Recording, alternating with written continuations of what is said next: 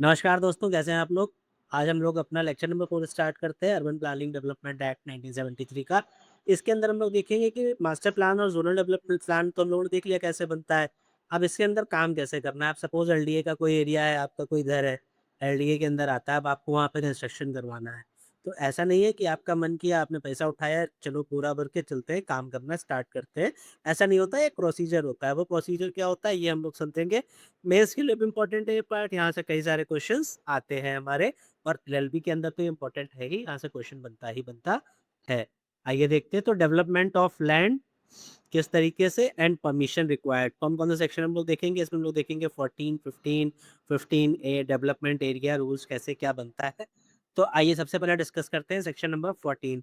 Suppose जो हम लोगों ने एग्ज़ाम्पल जिससे स्टार्ट किया था कि आपके पास कोई एरिया है, आपने वहाँ पे आपको घर बनवाना है। तो आप कैसे बनवाएँगे, कोर रिक्वायरमेंट क्या है? तो सेक्शन 14 इस बारे में बात करता है। No development can be carried out contrary to the master plan और ज़ोनल डेवलपमेंट प्लान। मतलब कि मास्टर प्लान और ज़ोनल डेवलपमेंट प्लान के अकॉर्डिंग ही वहाँ पे कोई भी काम होगा। सपोज़ आपका कोई एक प्लॉट है, वो रेज़िडेंशियल एरिया है एज़ पर मास्टर प्लान, लेकिन आप वहाँ पे क्या बनवाना चाह रहे हो? वहाँ पे आप फैक्ट्री बनवाना चाह रहे हो, तो ये पॉसिबल होगा? नहीं, ये पॉसिबल नहीं होगा। आपको जो भी काम करवाना है वो ज़ोनल डेवलपमेंट प्लान और मास्टर प्लान के अकॉर्डिंग ही होना चाहिए। Permission must be obtained from the development authority before undertaking any development. आप उस एरिया में कोई काम करवाना स्टार्ट करोगे, उससे पहले आपको परमिशन लेना ज़रूरी है। किसके द्वारा परमिशन लेना ज़रूरी है? एलडीए के द्वारा परमिशन लेना ज़रूरी है। मतलब आपको कंस्ट्रक्शन करवाना है, आपका प्लॉट है, आप ही का प्लॉट है, एलडीए के एरिया में, लेकिन आपको एलडीए से पहले परमिशन लेना होगा। अप्लाइज़ वन्स मास्टर प्लान और zonal development plan is in operation in the area. Apply तभी होगा जब आपके वहाँ पे master plan, zonal development plan जो है वो एक्टिव हो। अगर वो प्लान्स एक्टिव नहीं है, तब तो फिर कोई बात ही नहीं है। गवर्नमेंट डिपार्टमेंट जिनके लिए क्या रूल्स है, अगर गवर्नमेंट डिपार्टमेंट्स है कोई, वो उन जगहों पे अपना कुछ काम करवाना चाहती है, तो उसको भी परमिशन लेनी होगी कि बताना होगा। तो भाई ऑब्वियस सी बात है, वो गवर्नमेंट है, तो उसको वहाँ पे परमिशन नहीं लेना होगा, उसको वहाँ पे बताना होगा। स्टेट गवर्नमेंट है, सेंट्रल गवर्नमेंट है, कोई लोकल अथॉरिटी है, वो डेवलपमेंट अथॉरिटी से परमिशन नहीं लेगी, इंस्टेड बताएगी वो किसको? Vice chairman of development authority को। अगर वीसी को कोई भी ऑब्जेक्शन है या फिर कोई चीज़ है जो उसको खटक रही है, तो फिलहाल क्या होगा? वो स्टेट गवर्नमेंट को मैटर रेफ़र कर दिया जाएगा और स्टेट गवर्नमेंट का डिसीज़न जो है वो फाइनल होगा। मतलब स्टेट गवर्नमेंट को ही बनवाना है मैटर, अगर बीसी को कोई दिक्कत है, तो स्टेट गवर्नमेंट को ही रेफ़र कर दिया जाएगा और आप लोगों को भी पता है, जब स्टेट गवर्नमेंट का मैटर और स्टेट गवर्नमेंट को ही भेजा जाएगा, तो क्या हो सकता है, ठीक है? नेक्स्ट देखते हैं हम लोग सेक्शन 15। सेक्शन 15 में 3 चीज़ें हैं, कैसे-कैसे, क्या-क्या होता है? डेवलपमेंट की परमिशन का प्रोसेस कैसे होता है? सबसे पहले भाई अप्लाई करो। अप्लाई करेंगे आप परमिशन के लिए किसके पास? वाइस चेयरमैन के पास। उसके बाद उसकी जो फीस होगी प्रिस्क्राइब्ड वो दीजिए। पे प्रिस्क्राइब्ड फीस विद एप्लीकेशन 15(2) में। फिर अथॉरिटी जो है वो उसको रिव्यू करेगी आपकी एप्लीकेशन को। इसके 3 डायरेक्ट आउटकम्स होंगे। क्या-क्या डायरेक्ट आउटकम्स होते हैं? या तो ग्रांट हो जाएगा, तो जैसा था वैसे का वैसा ग्रांट कर दिया गया। या फिर कुछ मॉडिफ़िकेशंस किए, जैसे आपने परमिशन ली थी 3 कमरे के घर के लिए और 3 मंजिला, तो वो कहेगा नहीं भाई 3 मंजिला नहीं 2 मंजिले का घर बनाओ ज़्यादा सही है। ये जो हमारा प्लान है इसके अकॉर्डिंग 3 की परमिशन हम आपको नहीं दे सकते। तो मॉडिफ़िकेशंस हो जाएँगे, उनके साथ आपको परमिशन फ़ॉलो करनी होगी। या तो वो सिरे से रिफ्यूज़ कर देगा। ग्राउंड रिकॉर्ड कर दिए जाएँगे कि किस वजह से किया गया है। अपील करने का आपके पास टाइम है, चेयरपर्सन को आप अपील करेंगे और अपील करके कहेंगे कि भाई ये हमारा जो प्लान था ये जो है वो रिफ्यूज़ कर दिया गया है, इसको सही किया जाए। 15 के other important provisions, development fees 15(2)(a) में डेवलपमेंट अथॉरिटी में levy development fees, mutation charges, stacking fees and water fees. तो डेवलपमेंट अथॉरिटी क्या है? जैसे कि आप कंस्ट्रक्शन के लिए आपने क्या किया, आपके घर में कंस्ट्रक्शन चालू हुआ, आपने बोरन बिजरी बजरी ये सब मंगवाया और रोड पे फैला दिया, तो इसको रोड पे फैलाने के लिए इन सब के लिए जो स्टैकिंग फीस है, ये भी जो डेवलपमेंट अथॉरिटी है वो देगी। दे आप लोग देखते होंगे कि आपके यहाँ वाटर टैक्स ये सारी चीज़ें कटती हैं, तो ये वाटर फीस भी है जो वो सब डेवलपमेंट फीस के अंतर्गत आती है। तो डेवलपमेंट अथॉरिटी में लेवाई डेवलपमेंट फीस उस एरिया में डेवलपमेंट कराने का fees, mutation charges development authority से आपके नाम पे ट्रांसफ़र हो रहा है, इसका चार्ज, उसके अलावा स्टैकिंग वही जो मोहरंग बजरी आपने रोड पे रखी है और वाटर फीस। स्टैकिंग फीस मतलब charge for stacking material on public spaces, road पे आपने लगा दिया, development authority has not developed the area, fees goes to local authority. अगर लोकल अथॉरिटी के पास पैसा जाएगा, किस केस में जाएगा लोकल अथॉरिटी के पास? जब डेवलपमेंट अथॉरिटी ने वो एरिया डेवलप ना करा रखा हो। रजिस्टर ऑफ एप्लीकेशन 15(6) में VC shall maintain a register of application for development permission. VC जो है वो सारे एप्लीकेशंस को जो है वो रिकॉर्ड बना के रखेगा कलेक्टिवली क्या-क्या एप्लीकेशंस आए हैं। Available for public inspection on payment of ₹5। ₹5 से ज़्यादा वो फ़ीस नहीं लेगा। अगर उसे कोई पब्लिक है, आपको जाके विज़िट करना है, देखना है क्या-क्या चीज़ें हैं, तो आप ₹5 से ज़्यादा की फ़ीस नहीं पड़ेगी, आपकी वो फ़ीस पड़ेगी और आप जाके वो एप्लीकेशंस देख सकते हैं डेवलपमेंट के लिए कौन-कौन सी वहाँ पे लगी हैं। कैंसलेशन ऑफ परमिशन 15(9) में, if VC satisfied permission was granted due to misrepresentation. अगर उसको लगता है वीसी को कि जो परमिशन मिली है, वो किसकी वजह से मिली है, उससे कोई फैक्ट छुपाया गया, मिसरिप्रेजेंटेशन हुआ, कंसील किया कोई भी फैक्ट, तो फिर उसको क्या किया जाएगा, फ्रॉड घोषित कर दिया जाएगा और वो ऐसी परमिशन को कैंसल भी कर सकता है। Work done thereafter treated as done without permission. फिर माना जाएगा कि वो जो कंस्ट्रक्शन का काम हुआ है, वो जो भी काम हुआ है, वो बिना परमिशन के काम हुआ है और उसको फिर तोड़ा, हटाया जा सकता है। इसके रेफरेंस में एक बहुत इम्पोर्टेंट केस है हमारा, जो है प्रथा Banerjee versus state of UP, 2016 का ये केस है। इस केस में भी ये कहा गया था कि वही सेम चीज़ जो हम लोगों ने डिस्कस करी, 15(9) में the vice chairman of development authority has a power to cancel grant of approval building plan if satisfied. वो चाहे अप्रूवल हो बिल्डिंग का, क्या कोई बिल्डिंग बन गई हो, डेवलपमेंट अथॉरिटी के वीसी के पास ये पावर होती है। क्या पावर होती है? कि अगर उसे लगता है कोई फैक्ट कंसील किया गया है, फ्रॉडलेंट है या फिर मटीरियल रिप्रेजेंटेशन है, तो आप उसको क्या करोगे? तोड़ सकते हो। The VC can not cancel without providing a reasonable opportunity of being heard. मतलब कि जो नेचुरल लॉ का प्रिंसिपल है कि आप सामने वाली पार्टी को एक बार सुनो। ऐसा नहीं है कि आपको आत्मज्ञान हुआ और आप गए, अगले दिन आपने वो बिल्डिंग तोड़ डाली। आप सीधे-सीधे सामने वाली पार्टी को बोलोगे कि आओ और ये रीज़न से अपने आप को जस्टिफाई करो। तो principle of natural justice must be followed. कौन सा केस है? Pratap Banerjee versus state of UP 2016 का। 15 ए देखते हैं क्या कहता है, कंप्लीशन सर्टिफिकेट। कंप्लीट डेवलपमेंट करवाया जाएगा, complete development as per the approved plan exactly. Send return notice of completion to the development authority. जैसे ही आपका काम पूरा होगा, आप क्या करेंगे? आप डेवलपमेंट अथॉरिटी को क्या भेजेंगे कि भाई ये मेरा काम हो गया है, अब इसका मैंने आपको भेज दिया हिसाब किताब, सर्टिफिकेट जैसे ही मिल जाएगा, उसके बाद आप क्या है अपनी बिल्डिंग में एंटर कर सकते हैं। अब जैसे डेवलपमेंट अथॉरिटी से परमिशन लिया, कंस्ट्रक्शन किया और बिना बताए आपका कंस्ट्रक्शन पूरा हो गया, आपने एंट्री कर ली, तो बिल्डिंग में घुस गए हैं जो आप बिना डेवलपमेंट अथॉरिटी को बताए, ये वैलिड नहीं है, क्योंकि आपने डेवलपमेंट अथॉरिटी ने आपको परमिशन दी कि सपोज डेवलपमेंट अथॉरिटी ने आपको कितने 24 फ्लोर की बिल्डिंग बनाने का ऑफर दिया। आपने डेवलपमेंट अथॉरिटी से ऑफर लिया, वो सर्टिफिकेट वो दिया, आपने एप्लीकेशन लगाई, अप्रूव हो गया, आपने बना लिया। अब कंप्लीट होने के बाद आपने पूछा नहीं, तो हो सकता है कि आपने 24 की जगह 28 कर दिया हो, 40 फ्लोर कर दिया हो, तो डेवलपमेंट अथॉरिटी को बताओ जो कंप्लीट हुआ है बिना परमिशन के। इसीलिए डेवलपमेंट अथॉरिटी वाले आएँगे, सुपरवाइज़ करेंगे, देखेंगे कि सारी चीज़ें सही हैं कि नहीं है। सही होंगी तो फिर आपको बोला जाएगा कि हाँ भाई, जाइए अब आप रह सकते हैं। इसीलिए ये इम्पोर्टेंट भी है, क्योंकि इसको बाद में ऐड ही इसलिए किया गया था क्योंकि लोग इसका बहुत ज़्यादा गलत फ़ायदा उठा रहे थे।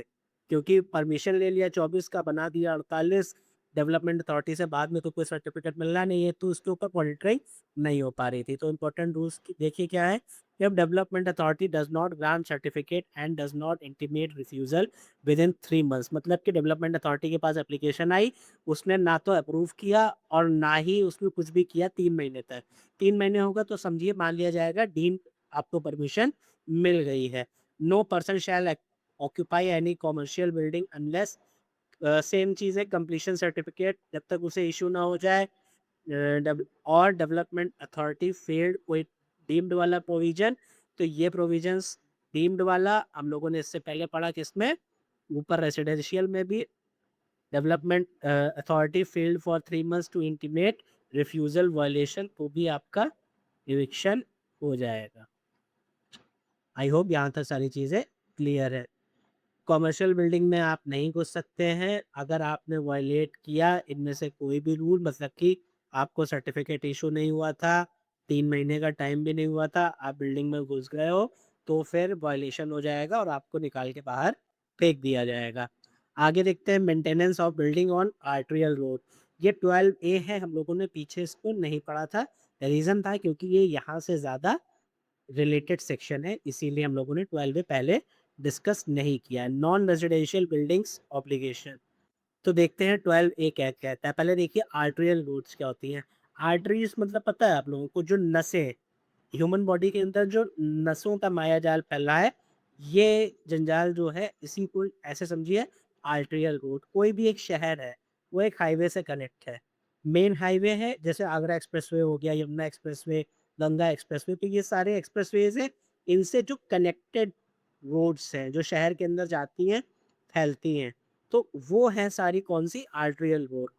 तो अब देखते हैं, अब major city road connecting expressway. अब मेजर सिटी का कोई भी रोड जो कनेक्ट करता है expressways, highways to the inner cities, अंदर की सिटी को बाहर की सिटी से कनेक्ट कराने वाली मेजर रोड्स, इनको बोलते हैं the main arteries of the city of the road system. High capacity high traffic routes होते हैं ये। अब यहाँ पे क्या होता है, occupier of any building used wholly or partly for non-residential purposes situated on an arterial road। अब यहाँ पे ये समझिए कि यहाँ पे होता क्या है। अगर कोई बिल्डिंग है जो कि पूरी तरीके से नॉन रेजिडेंशियल है या फिर पार्टली नॉन रेजिडेंशियल मतलब कॉमर्शियल है, और वो किसी ऐसी रोड पे बनी है जो जर्जर हालत में है, तो फिर डेवलपमेंट अथॉरिटी ये कहेगी कि भाई इसको तुम बनवाओ, क्योंकि ये मेन रोड से कनेक्टेड है, मेन शहर से रिलेटेड है, इसको हम लोग ऐसा खुले में, शहर की शोभा मतलब घर के बाहर की चीज़ है, भाई वो अच्छा नहीं लग रहा है ना, तो आप उसको बनवाइए। आपकी कोई बिल्डिंग है 10 माले की और पूरी जर्जर है बाहर से, तो डेवलपमेंट अथॉरिटी कहेगी कि क्यों आर्टेरियल रोड पे है तो आप इसको कंस्ट्रक्ट करवाइए, बाहर एटलीस्ट वाइट वॉश करवाइए, साफ सुथरा दिखना चाहिए। ये बोलेगा कौन, डेवलपमेंट अथॉरिटी। तो अगर कोई भी बिल्डिंग है जो पूरी या फिर पार्शली क्या है, नॉन रेसिडेंशियल, एक सेकेंड, हाँ, तो अगर ऐसी कोई भी बिल्डिंग है सॉरी, अगर ऐसी कोई भी बिल्डिंग है जो कि आर्टेरियल रोड पे है, तो आपको उसको अपनी तरफ से खर्चा करके बनवाना पड़ेगा। डेवलपमेंट अथॉरिटी आपको बताएगी आपकी बिल्डिंग आर्टेरियल रोड पे है, नॉन रेसिडेंशियल फुली या फिर पार्टली होना चाहिए। इसके अलावा डेवलपमेंट अथॉरिटी क्या इन्फोर्स कराएगी, अगर ऑक्यूपायर ने नहीं करवाया तो फिर डेवलपमेंट अथॉरिटी अपनी तरफ से वो सारा काम करवाएगी, और जो ऑक्यूपायर है उससे वो सारी कॉस्ट को ले लिया जाएगा, नो प्रॉफिट नो लॉस के बेसिस से, मतलब जितना जितना खर्चा हुआ है उतना ही खर्चा उससे ले लिया जाएगा। मतलब आपका पैसा आप करवाओ चाहे ना करवाओ, आपकी बिल्डिंग है, डिसाइड कौन करेगा, डेवलपमेंट अथॉरिटी डिसाइड करेगी कि वो बना पाएगा कि नहीं बना पाएगा। डेवलपमेंट अथॉरिटी देखेगी कि आपने नहीं बनाया है, तो फिर सेकेंडली क्या होगा, वो खुद आएगी और खुद ही बना देगी। व्हाट मस्ट बी डन, तीसरा पॉइंट देखते हैं, इसके बाद क्या होता है, repair white wash colour wash और paint the facade at their own cost. ये वाला है कि ओनर खुद ही अपने आप से करेगा, अगर नहीं करता है तो डेवलपमेंट अथॉरिटी करवाएगी, और फिर अगर ओनर का कुछ डिस्प्यूट होता है पैसे में, डेवलपमेंट अथॉरिटी कहती है 10 लाख रुपए खर्च हुआ, ओनर कहता है 1 लाख खर्चा होना था, इतना कैसे हो गया, तो अगर ये डिस्प्यूट होगा तो ये फाइनल स्टेटमेंट यहाँ किसका होगा, स्टेट गवर्नमेंट ये सारा डिस्प्यूट सुनेगी, स्टेट गवर्नमेंट का डिसीजन फाइनल है। नॉन पेमेंट, अगर नॉन पेमेंट हो रहा है तो रिकवर किया जाएगा as a arrear of land revenue, मतलब आपका टीएम जो है वो इसको कलेक्ट करना स्टार्ट करेगा। Use of land buildings in contravention of plan, section 16 general prohibition and grandfather's right, यही बहुत इंपॉर्टेंट सेक्शन है। देखते हैं ये क्या कहता है। जैसे कोई भी use of land contrary to the plan, कोई भी अगर प्लान है, कहीं भी मास्टर प्लान है, वहाँ पे रेसिडेंशियल लैंड है, तो आपको उसे रेसिडेंशियल के लिए ही यूज़ करना पड़ेगा, रेसिडेंस के अलावा आप उसे इंडस्ट्रियल एरिया के लिए यूज़ नहीं कर सकते हैं, ये बताता है। और उसका एक एक्सेप्शन भी है, जो अभी हम लोग देखते हैं। After any plan has come into operation in a zone, no person shall use or permit to be used any land or building in that zone in manner contrary to the plan. Plan आने के बाद वहाँ पे जो भी चीज़ें होंगी वो प्लान के अकॉर्डिंग होंगी, ये हमारा रूल कह रहा है।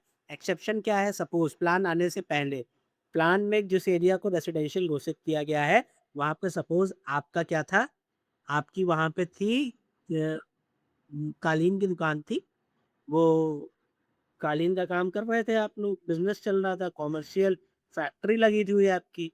तो अब जब आप लोग वहाँ पे कालीन बना रहे थे, इंडस्ट्री लगी हुई थी और एकदम से वहाँ पे आ गया मास्टर प्लान, तो आप उसको कंटिन्यू कर सकते हैं। मतलब मास्टर प्लान आने से पहले आप वो काम कर रहे थे, उसको आप कंटिन्यू कर सकते हैं। If you were already using land, building और a specific purpose on the date on the plan came into force, you may मतलब मे है, ये नहीं है कि आप करेंगे ही।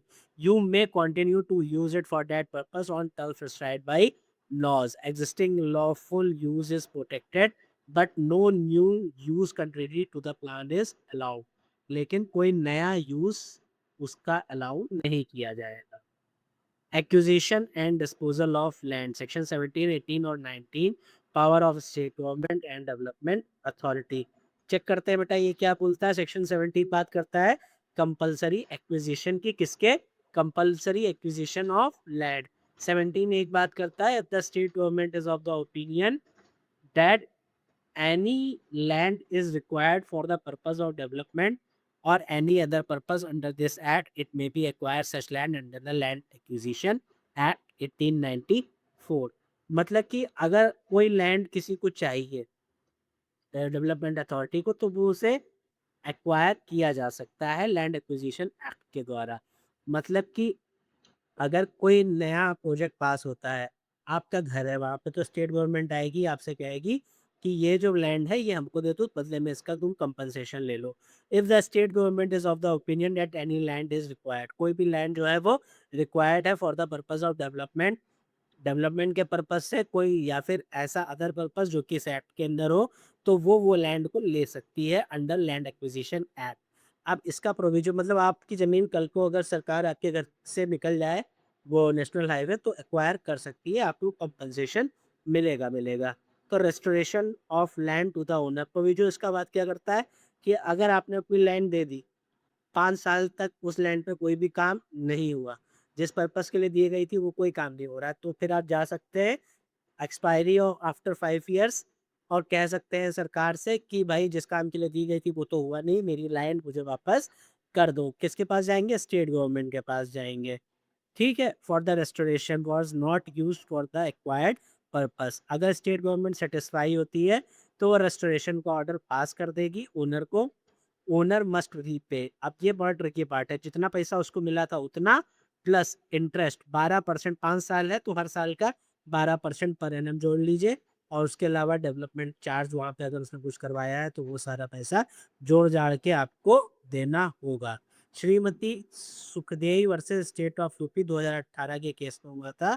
State government has discretion to restore, state government का डिस्क्रिशन है, मैंडेटरी नहीं है कि वो करेगा ही करेगा। It can not be force to restore but has the power to do so. तो Sukhdei versus state of UP में कहा गया कि ये पावर है भैया, देखो साल सीधी सी बात है, ये नहीं कि स्टेट गवर्नमेंट को आप बाउंड कर देंगे, 5 साल काम नहीं हुआ तो नहीं हुआ, आगे होने वाला है, क्यों परेशान कर रहा है। तो स्टेट गवर्नमेंट कहेगी अपने हिसाब से काम करेंगे कि तुम्हारे हिसाब से। लेकिन अगर स्टेट गवर्नमेंट मान जाती है कि हाँ ठीक है, तो फिर वो ज़मीन 5 साल बाद उसको रिस्टोर कर दी जाएगी, जितना पैसा दिया था वो पैसा आप वापस कर दीजिए, प्लस 12% पर एनम का इंटरेस्ट आप वापस कर दीजिए। और कोई भी अगर आपने डेवलपमेंट चार्ज दिया है वहाँ पे स्टेट गवर्नमेंट ने करवाया है, तो वो डेवलपमेंट चार्ज आप दे दीजिए, अपना ज़मीन जो है वो वापस ले जाइए। Transfer and disposal of land by development authority section 17, 2 और 18। आफ्टर एक्विजिशन स्टेट गवर्नमेंट में transfer land to development authority for the purpose acquired on payment of compensation and charges. State government जो है एक्वायर करने के बाद ज़मीन को वो ट्रांसफ़र कर देगी उस ज़मीन को, किसको? डेवलपमेंट अथॉरिटी या फिर लोकल अथॉरिटी को, for the purpose of acquired on the payment of compensation and charges. एक सेकेंड रुकते हैं। हाँ, तो 17(1) में हम लोगों ने देखा कि लैंड एक्वायर कर ली गई। 17(2) में हम लोग देख रहे हैं कि अब स्टेट गवर्नमेंट ने लैंड एक्वायर कर ली है, जिस भी काम के लिए था कंपनसेशन लोगों का दे दिया। अब आगे अपना काम धंधा जो डेवलपमेंट अथॉरिटी है, लोकल अथॉरिटी है, वो स्टार्ट करेगी। अब डेवलपमेंट अथॉरिटी के द्वारा लैंड को कैसे कैसे डिस्पोज ऑफ किया जाएगा, वो या तो सेल कर सकती है, एक्सचेंज कर सकती है, लीज कर सकती है, ईजमेंट्री राइट्स या फिर किसी का ईजमेंट्री राइट बन रहा है तो उसके द्वारा डिस्पोज ऑफ हो सकता है, मॉर्गेज किया जा सकता है, चार्ज किया जा सकता है to LIC, Hudco, banking corporation और अप्रूव्ड फाइनेंशियल इंस्टीट्यूशन। इन सबको लैंड दे के इस पे काम किया जा सकता है। जो नहीं किया जा सकता वो ये है कि गिफ्ट नहीं दे सकते। The development authority can not gift land expressly prohibited by the act. Appeal, any person aggrieved में अपील टू द डिस्ट्रिक्ट जज विद इन द 30 days। अगर इस लैंड एक्विजिशन से, इस डिस्पोजल से कोई खुश नहीं है तो वो 30 दिन के अंदर डिस्ट्रिक्ट जज के यहाँ अपील करे। Right of re entry, if lessee fails to construct within the stipulated period, development authority takes back the plot। Suppose कोई रेजिडेंशियल प्लॉट था, उसको किसी बड़ी कंपनी को दे दिया कंस्ट्रक्शन करने के लिए। अब 5 साल के अंदर, 3 साल के अंदर, 2 साल के अंदर जो कंस्ट्रक्शन था वो हुआ ही नहीं है, तो डेवलपमेंट अथॉरिटी उसको वापस ले सकती है। भैया तुम रहने दो, तुमसे हो वो पाएगा नहीं, हम अपना काम खुद देख लेंगे, आप शांति से हमको हमारी ज़मीन वापस कर दीजिए। सेक्शन 19 बात करता है नज़ूल लैंड की। नज़ूल लैंड वो लैंड होती है जो किस सीधी भाषा में जितनी भी सरकारी ज़मीनें होती हैं वो सब जो बिलोंग करती है स्टेट गवर्नमेंट को, वो होती है nazul land. What is nazul land? All the land vested in the state belonging to the state government under the control protection supervision of the state government. State government is free to use as a deems fit और dispose of it. तो nazul land का sole owner कौन है? State government है। अब state government को लगता है कि ये नज़ूल लैंड है, इसके ऊपर जो है डेवलपमेंट अथॉरिटी को देके यहाँ पे कुछ काम डेवलपमेंट कराया जाए, तो स्टेट गवर्नमेंट वही सेक्शन 3 में जाके नोटिफिकेशन देगी और क्या करेगी, जो नज़ूल लैंड होगा उसको बताएगी कि ये जो है अब इस पे डेवलपमेंट अथॉरिटी काम करेगी। फिर डेवलपमेंट अथॉरिटी उसको डेवलप करेगी, जैसे उसके नाम पे आ जाएगी, development carried out by the development authority discretion. After development क्या होगा? The developed nazul land is dealt with as per the state government discretion. अब उस लैंड को जैसे भी स्टेट गवर्नमेंट चाहे हम लोग क्या करेंगे, डेवलप करा के डेवलपमेंट अथॉरिटी ने दे दिया स्टेट गवर्नमेंट को। अब स्टेट गवर्नमेंट के ऊपर है कि वो कैसे कैसे उस लैंड को डिस्पोज ऑफ करती है। Land return, if state government subsequently require the nazul land back. अगर स्टेट गवर्नमेंट को नज़ूल की लैंड वापस चाहिए हो तो वो लैंड वापस ले सकती है on the agreed terms and condition. साफ सीधी सी बात, नज़ूल लैंड स्टेट गवर्नमेंट की है, स्टेट गवर्नमेंट ने उसको डेवलपमेंट अथॉरिटी को दिया, डेवलपमेंट अथॉरिटी ने वहाँ पे डेवलपमेंट कराया, स्टेट गवर्नमेंट को वापस कर दिया। वो अब जैसे जो करना है वो वहाँ पे वो काम कर सकती है। अगर बीच में चाहे स्टेट गवर्नमेंट वापस लेना तो वो भी लिया जा सकता है, कोई भी इसमें समस्या नहीं है। आइए देखते हैं आगे हमारा जो इम्पोर्टेंट पार्ट है, फाइनेंस अकाउंट एंड ऑडिट। पैसे के बिना कोई भी दुनिया में काम नहीं चलता है। तो सेक्शन 20-21 बात करता है डेवलपमेंट अथॉरिटी के फंड, सिंकिंग फंड्स और ऑडिट के बारे में। Fund of development authority, section 20, money receive from state government, grant, rules, advances, money borrowed by development authority from sources other than the state, all fee, toll and charges received under this act। ये सारे तरीके से किसको पैसा मिल रहा है? Development authority को।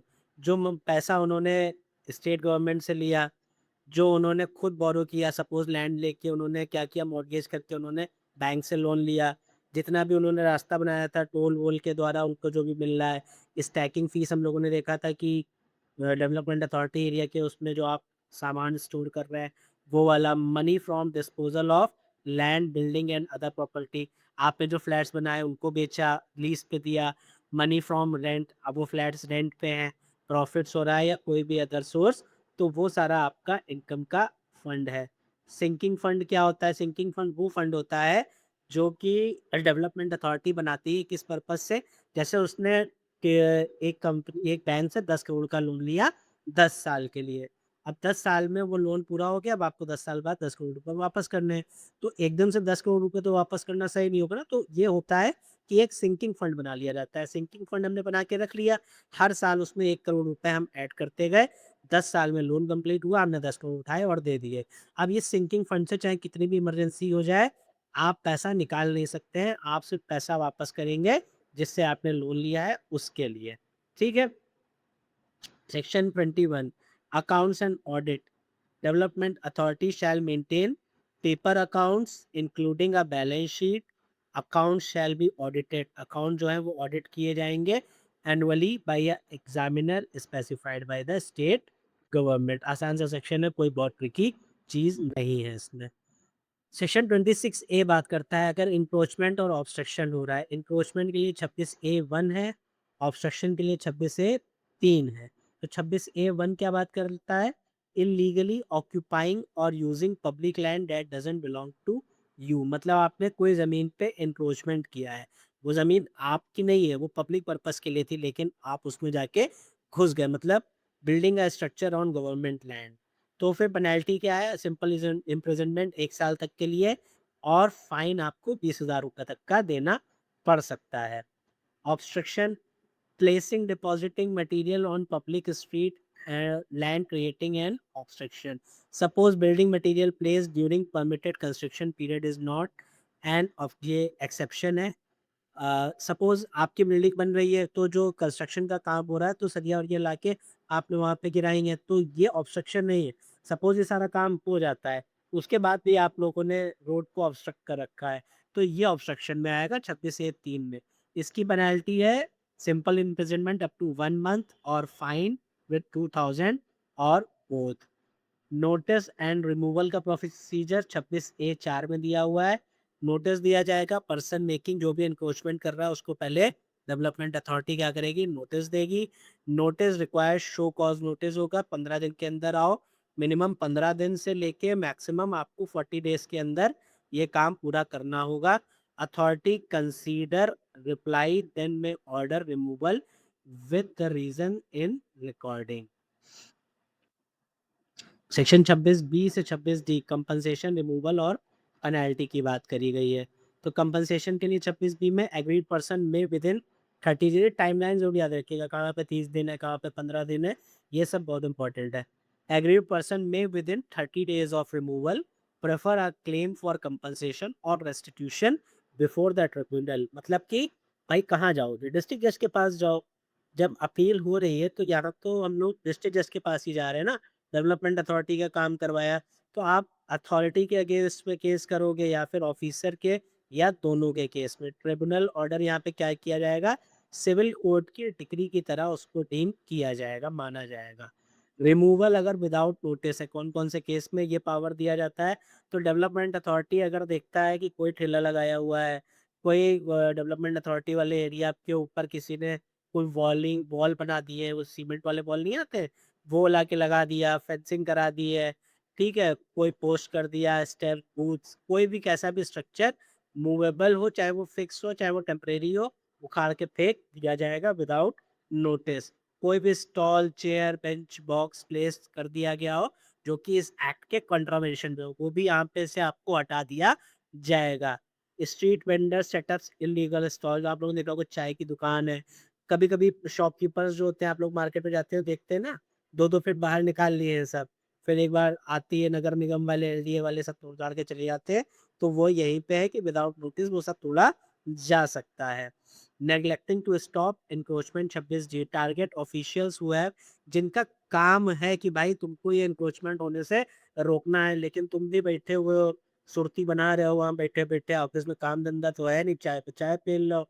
तो फिर क्या किया जाएगा? ये किया जाएगा कि ऐसे लोगों को टारगेट किया जाएगा, उन पे पेनल्टी लगाई जाएगी, simple imprisonment up to 1 month, fine up to 10,000। एक सेकेंड, अब देखते हैं demolition power to stop and seize section 27, 27A, 28, 28A, इन सारी चीज़ों की बात यहाँ पे करी गई है। तो सेक्शन 27 क्या बात करता है? Order for demolition of unauthorised building, 3 grounds for demolition order.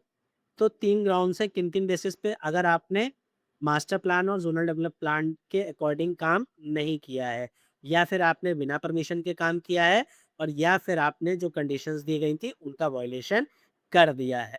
तो डेवलपमेंट कंप्लीट होता है और लेकिन आपने मास्टर प्लान और ज़ोनल डेवलपमेंट प्लान का वायलेशन कर दिया, मतलब रेसिडेंशियल एरिया था आपने जिम बना दिया, इंडस्ट्रियल एरिया था आपने घर बना दिया, ऐसा कुछ भी किया।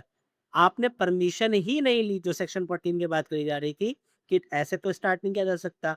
15-14 ये वाला जो भी हम लोग पढ़ के आए हैं। आपने सर्टिफिकेट छोड़ो, आपने परमिशन ही नहीं लिया। आपने परमिशन लिया था लेकिन आपसे कहा गया था कि 3 बिल्डिंग ही बनवाना, 3 फ्लोर, चौथी मत बनवाना, लेकिन आपने 6 बनवा दी, वायलेशन कर दिया, तो इस बेसिस पे डिमोलिशन किया जा सकता है। प्रोसीजर क्या होगा?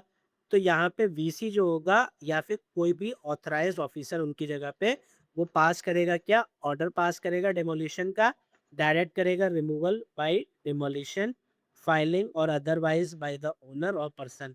किसको? जिसने भी वो किया हो, जो ओनर हो या उसकी जगह पे कोई भी और अदर पर्सन हो जो कि जिसने वहाँ पर डेवलपमेंट करवाया है। टाइम कितना? कम से कम 15 दिन, मैक्सिमम 40 डेज़ के अंदर ये सारा प्रोसीजर हो जाना चाहिए। If person fails to comply, VC या फिर वो officer remove and expenses recoverable as arrears of land levelling. Appeal कहाँ है? 27 ए में एनी एग्री पर्सन वो क्या कर सकता है? अपील कर सकता है चेयरमैन को। With in 30 days chairman decision जो होगा वो फाइनल हो जाएगा। यहाँ पे 28 और 28 से क्या बात करते हैं? 28 देखते हैं, power to stop development. If development is being carried out in contravention of master plan और जोनल डेवलपमेंट प्लान, तो जो वीसी है वो ऑर्डर कर सकता है उस जो कंस्ट्रक्शन है उसको रोक दिया जाए तुरंत। वो नोटिस जारी करेगा पार्टीज को, अपील करनी होगी तो चेयरमैन को किया जाएगा 30 दिन के अंदर। पहले वाले सेक्शन में हम लोग देखे थे ये सारा काम हो चुका था, अभी इन बिटवीन प्रोसीडिंग चल रही है। नो कंपनसेशन, जो पर्सन उसको कोई भी कंपनसेशन नहीं मिलेगा क्योंकि ऑलरेडी आपने मास्टर प्लान या फिर जोनल डेवलपमेंट प्लान के अगेंस्ट में काम किया, तो कंपनसेशन कैसा? एग्रीव नहीं होगा, जानबूझ के किए हो।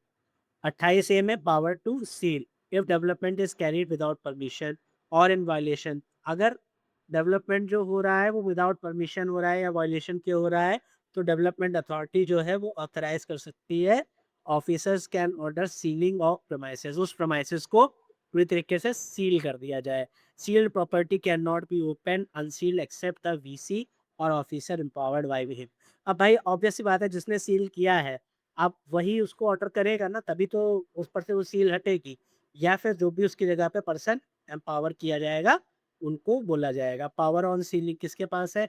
वीसी के पास सील करने की पावर, डिमोलिश करने की पावर, कोई फिक्सेचर है उसको रिमूव करना, कोई ओल्ड प्रॉपर्टी है उसको हटा के फेंकना। अपील कितने दिन में होगी? 30 दिन में होगी, सबकी हो रही है चेयरमैन के पास। अब पेनल्टीज की समरी हम लोग एक बार देख लेते हैं। ये चार्ट में कुछ भी समझने वाला नहीं है, आप लोगों को बस एक बार ये सारी चीज़ें देखनी है। सेक्शन 36 में अगर 14 का वायलेशन हुआ तो विदाउट परमिशन 50,000 फाइन होगा, और कंटिन्यू रह रहा है तो फिर 2500 पर डे।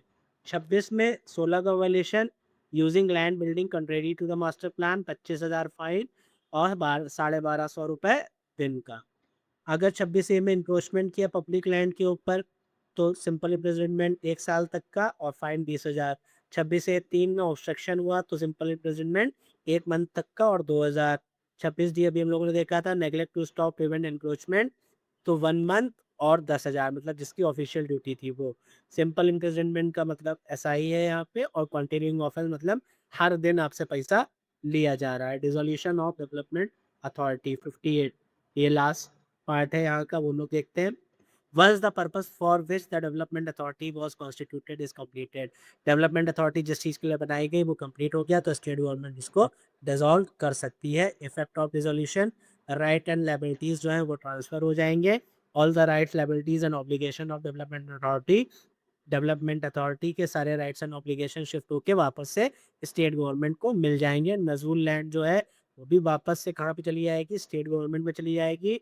कोई भी मैटर अगर पेंडिंग है, ऑनगोइंग वर्क चल रहा है, स्टाफ चल रहा है, तो फिर वो स्टेट गवर्नमेंट के डायरेक्शन पे आ जाएगा।